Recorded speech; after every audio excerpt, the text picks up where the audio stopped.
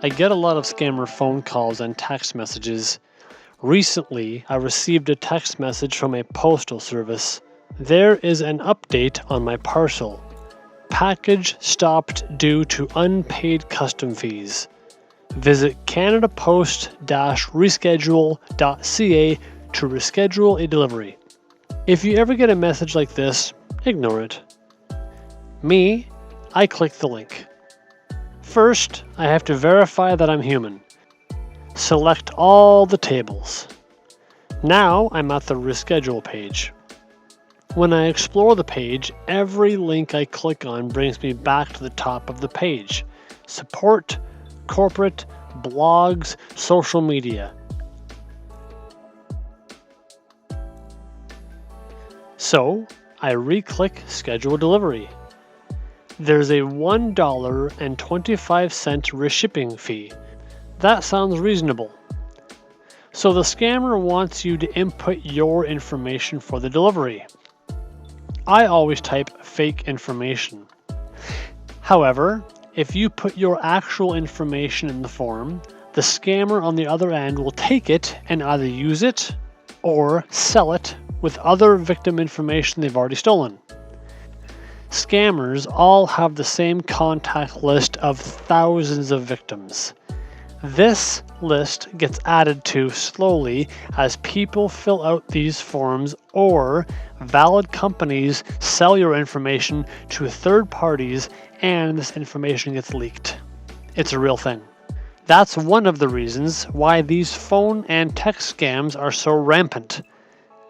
There are so many scammers out there buying and selling the same list with thousands of the same contacts, hoping one of them will be a payday.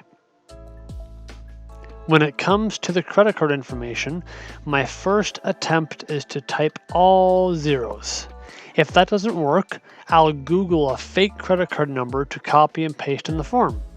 These fake credit card numbers aren't meant to buy stuff online. They're meant to mess with scammers. Or at least that's what I use them for. If you look carefully, the order number is always the same. Every time I get a parcel delivery scam, the order ID is always the same. I often select back and submit a bunch of times, and it sometimes crashes the website. Sometimes it doesn't, and I don't always have time to resubmit over a dozen times. 9.9 times out of 10, when I'm contacted by a scammer on the phone, they always have the same Indian accent. Every time I watch a scam baiter on YouTube, 9.9 times out of 10, they talk to somebody with an Indian accent. Thank you for getting connected to the cancellation department of Norton. My name is Nick. How may I help you? Yeah, hi. I just want to say that I got one of your emails from. So you guys are fraudulent and this is fucked up. If you're not going to comply with me, then I will be making sure that your funds gets drained out from your checking account and from your banking everywhere.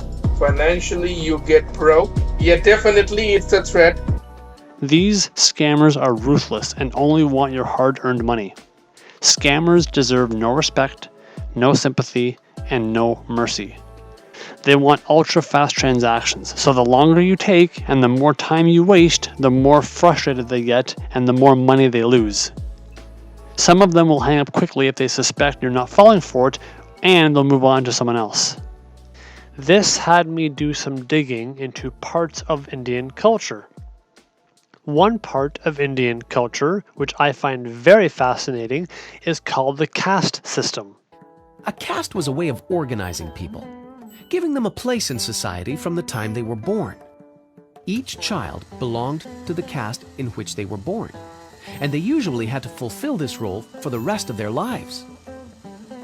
If a child was born into a family of Brahmins, the child would become a priest and would have many privileges.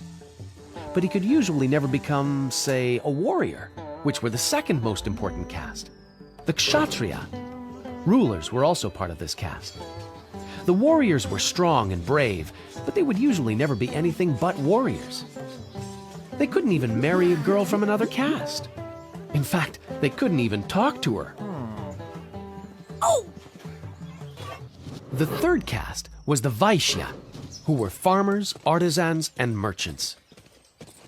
And finally, there were the servants, called Sudras. But if you think being a servant was the worst job, then you're wrong. There were people even lower than the servants, called Dalits. Dalits, formerly called untouchables, were people who did not belong to any caste and usually had to do the worst jobs. Dalits couldn't drink from the same sources of water as other people, and people could never touch them, or even their shadows. If this happened, the person would become contaminated and had to be purified. Being a Dalit was definitely a hard life. I bring this up to say sometimes when dealing with Indian scammers, I often try to incorporate the word Dalit into the conversation in some fashion. They don't like it. If you find yourself in a position where you get a phone call or a text message from a scammer, you can ignore them completely, or waste as much of their time as possible. Thank you for watching.